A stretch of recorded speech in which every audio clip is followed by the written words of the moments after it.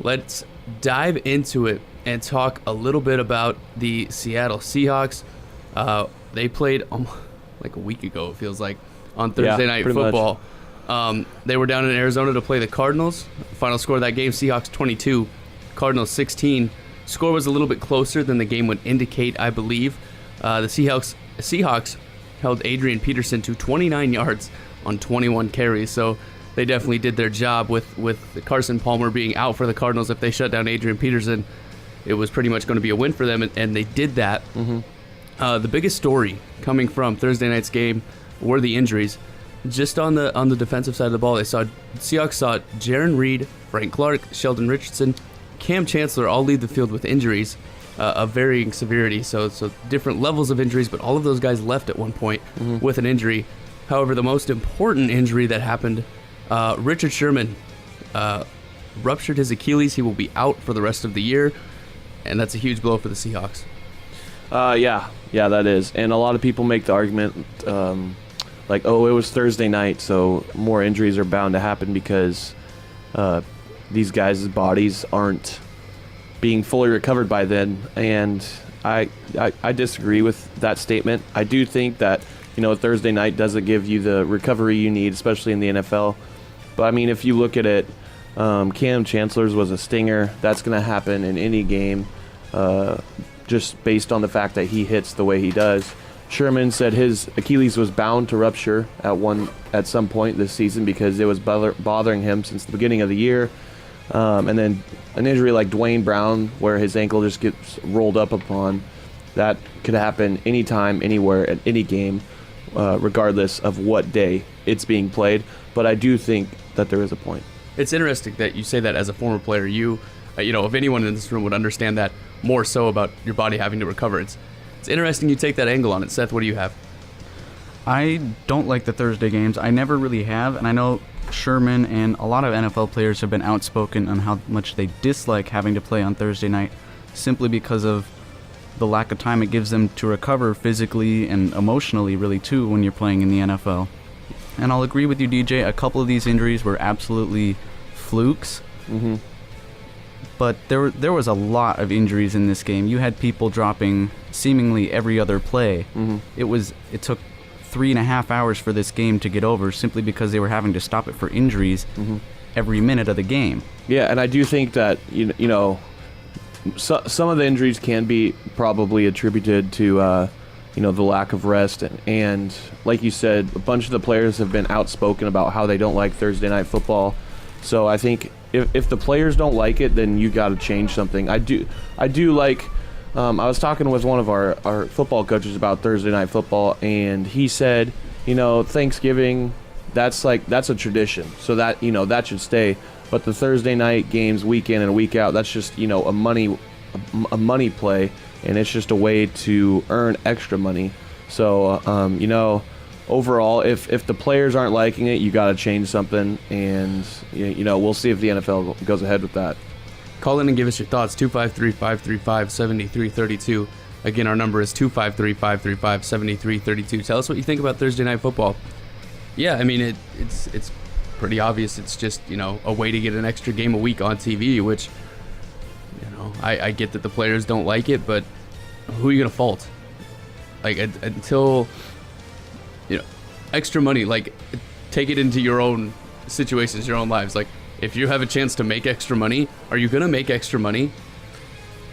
Usually, yeah. Yeah, but like, okay, I get that they don't like it, and I get that it's rough, but you just mentioned all the injuries that took place, DJ. You said this. All of them took place are things that probably happened on Sunday, right? Yeah, I mean, and I see what you're saying. I see what you're saying there, but the players, they aren't making any extra money based on these games. I think they do, actually. Oh, they do? I think they do get some of the revenue share from Thursday night football games. Okay. So, I mean, maybe we'll have to look that up. But, I mean, if they don't, then they're just putting their bodies out there for the league to make more money. They aren't making any money themselves. I got to stop you guys real quick because we have a caller. Oh, His perfect. name is Josh. He's all the way from Minnesota. Josh, you had some comments about Thursday Night Football. What are your thoughts? What do you think? Well, I think the NFL will never get rid of it just because it makes so much money for them. So I think that to help the athletes, maybe make it that when they have a Thursday night game that they have a bye week before, so that the teams don't play the Sunday before. That's fair. Keep going, Josh. But like, also thinking maybe I've talked to some of my friends here who are big football fans, and they're saying maybe moving it to Friday, but I disagree with them because, like, if you look at just an example, like the Washington Huskies, like they played the Friday game, and even having like that, just one extra day, man, they just didn't look themselves. So I don't agree with my friends saying moving the Thursday night games to Friday and adding the extra day. I think the best option is having the teams have a bye week, like not playing the Sunday before the Thursday game. It's definitely an interesting idea. Josh, thank you so much for calling in, man. Appreciate you. Yeah, anytime.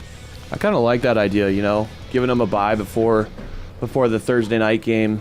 The NFL spends so much time scheduling and figuring out that, I think they would be able to work that in somehow to put that bye before the Thursday night game.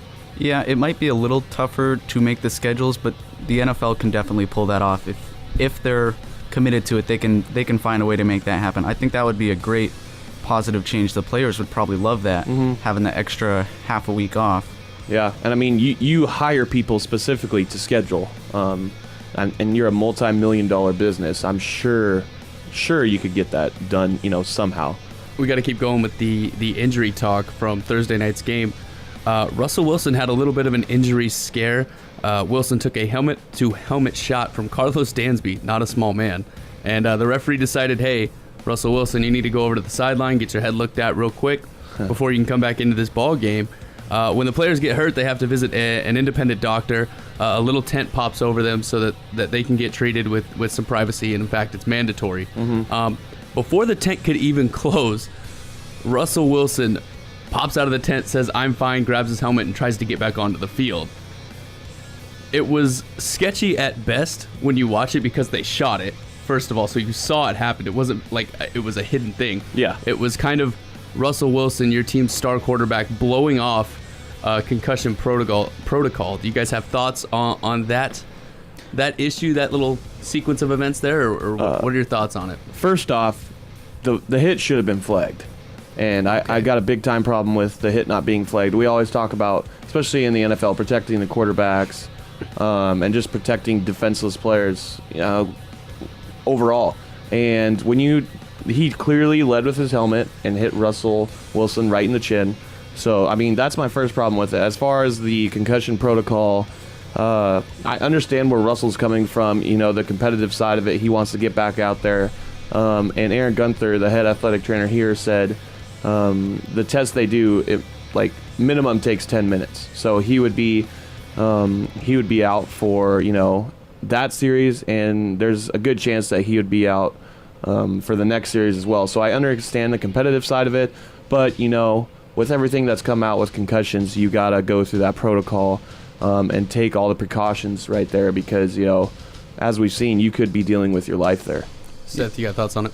Head injuries are nothing to mess around with. You absolutely have to go through that concussion protocol, not only because it's the rules and you're facing probably a fine and a penalty for not going through it, but DJ's right. Your life is at stake here. There's a future after football that you have to think about too. You're not always going to be playing in the NFL. You have a life and a family outside of the game that you have to think about. Yeah, the season's far from over, and if Russell Wilson ends up with some sort of injury, head-related, I guess, and those aren't easy to come back from. We saw Devontae Freeman. He just had his second one this year. Right.